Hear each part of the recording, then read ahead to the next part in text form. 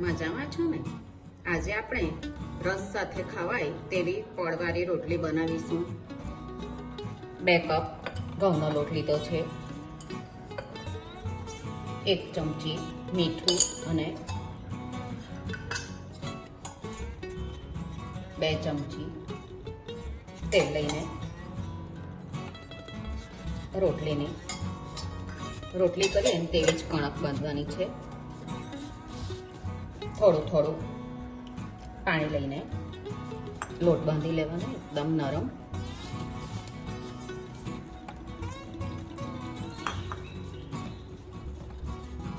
નરમ લોટ બાંધી લીધો છે. એના પર 1 ચમચી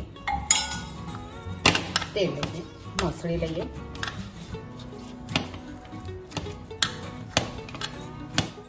દસ 15 મિનિટ માટે ઢાંકીને આપણે રવા દઈશું. લોટના મસળી નાના લુવા બનાવી લઈએ.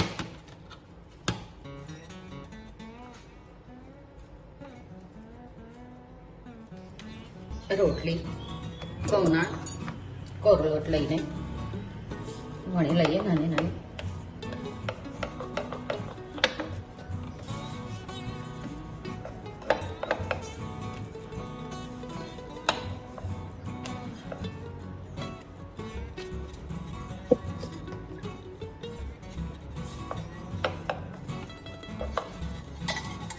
રોટલી પર તેલ લગાવી દઈએ, એકદમ બરાબર તેલ લગાવી દેવાનું.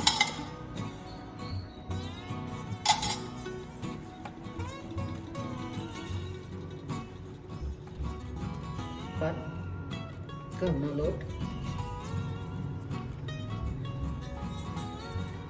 બેવ આ રીતે એક પર મૂકીને વણી લેવાનું.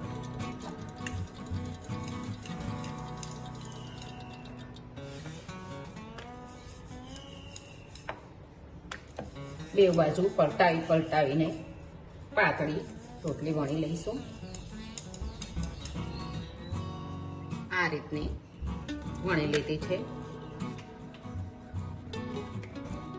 ગેસની ફ્લેમ મીડિયમ જ રાખવાની.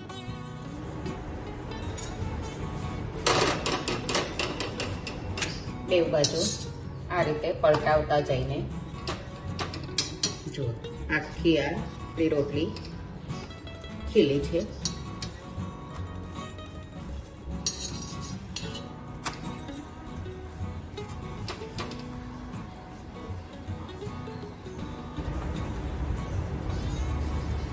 રોટલીને નીચે લઈ લઈએ.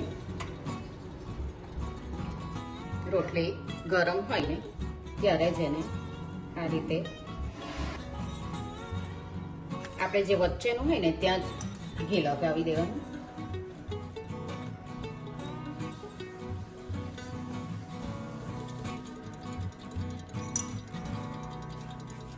આ રીતે ફોલ્ડ કરીને કેસરોલમાં જ મૂકતા જવાનું. બીજી રોટલીને પણ આ રીતે વણી લીધી છે નાની.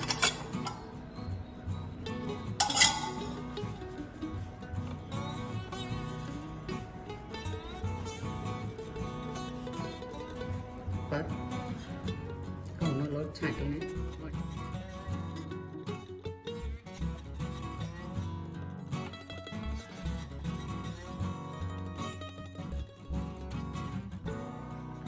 પણ વણી લીધી છે. શેકી લઈએ. બીજી રોટલી પણ આપણી થઈ ગઈ છે. જોવા પડવાળી રોટલી હમણાં કેરીના રસ સાથે બનતી જ હોય છે. ખૂબ જ સરસ લાગે છે ઘીવાળી આ રોટલી. જુઓ એકદમ જ સોફ્ટ છે અને ખાવામાં પણ એટલી જ સરસ લાગશે. તમે પણ આ રીતે બનાવજો. બનાવીને મને કહેજો કે તમને આ રોટલી કેવી લાગી. આપણે પાછા મળીશું બીજી રેસીપી સાથે. આવજો.